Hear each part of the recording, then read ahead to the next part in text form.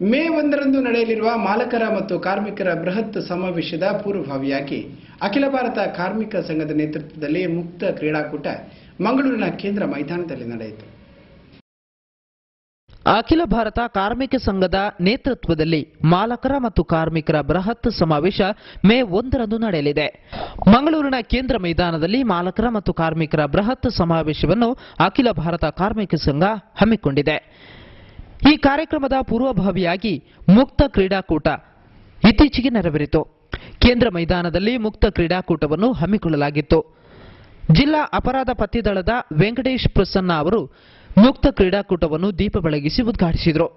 ಚಾಮರಕರ್ಣ ವಿಲಂಬಿತ ಸೂತ್ರ ವಾಮನ ರೂಪ ಮಹೇಶ್ವರ ಪುತ್ರ ವಿಘ್ನ ವಿನಾಯಕನ ಪಾದ ನಮಸ್ತೆ ನಮಸ್ತೆ.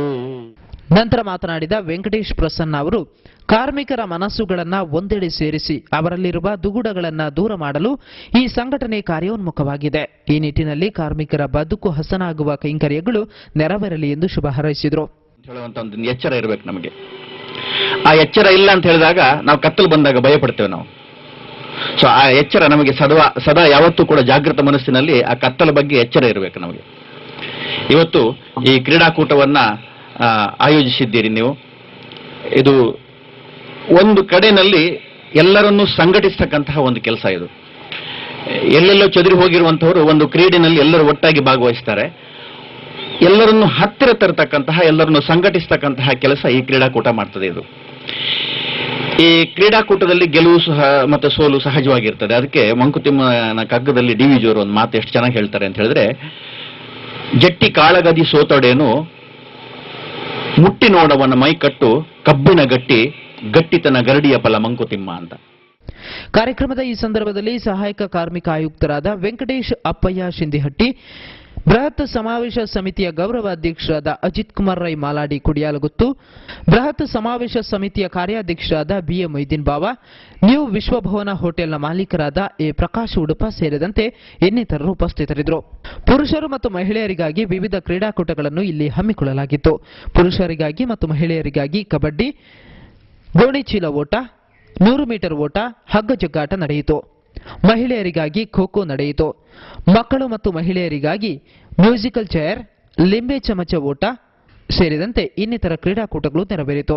ಕ್ರೀಡಾಕೂಟದಲ್ಲಿ ವಿಜೇತರಾದವರಿಗೆ ಬೃಹತ್ ಸಮಾವೇಶದ ಮೇ 1ರಂದು ಪ್ರೋತ್ಸಾಹ ಧನವನ್ನು ನೀಡಿ ಗೌರವಿಸುವ ಕಾರ್ಯಕ್ರಮವನ್ನು ಹಮ್ಮಿಕೊಳ್ಳಲಾಗಿದೆ.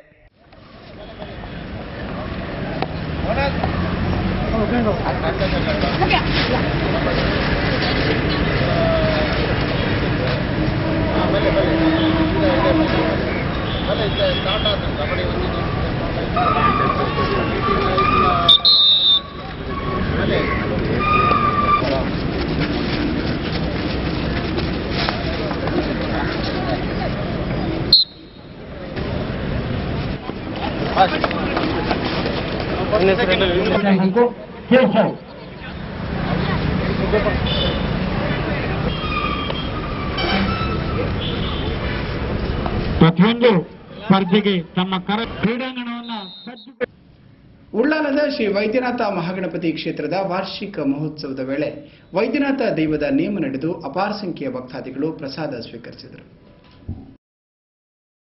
ಉಳ್ಳಾಲ ಶ್ರೀ ಮಹಾಗಣಪತಿ ವೈದ್ಯನಾಥ ನಾಗಬ್ರಹ್ಮ ದೇವಸ್ಥಾನದ ವಾರ್ಷಿಕ ಮಹೋತ್ಸವ ಸೋಮವಾರ ನಡೆಯಿತು.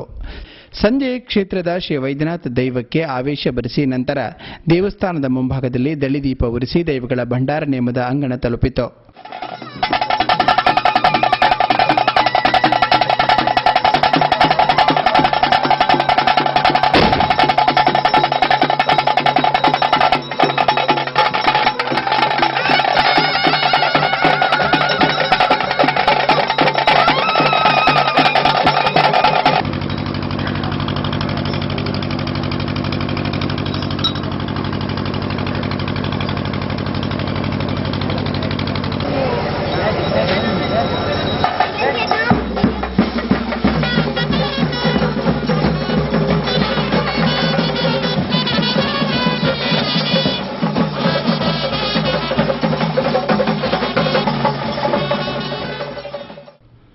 ಪ್ರಾರ್ಥನೆ ಸಲ್ಲಿಸಿದ ಬಳಿಕ ದೈವಗಳ ಗಗ್ಗರದೀಚೆ ಆರಂಭಗೊಂಡಿತು.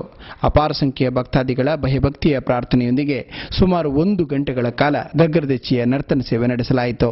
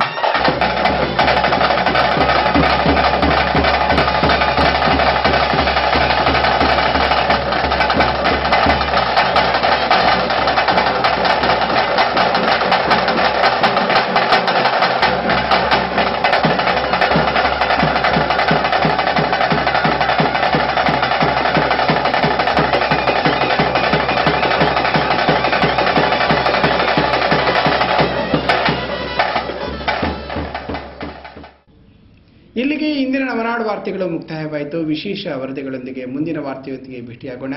ವಂದನೆಗಳು.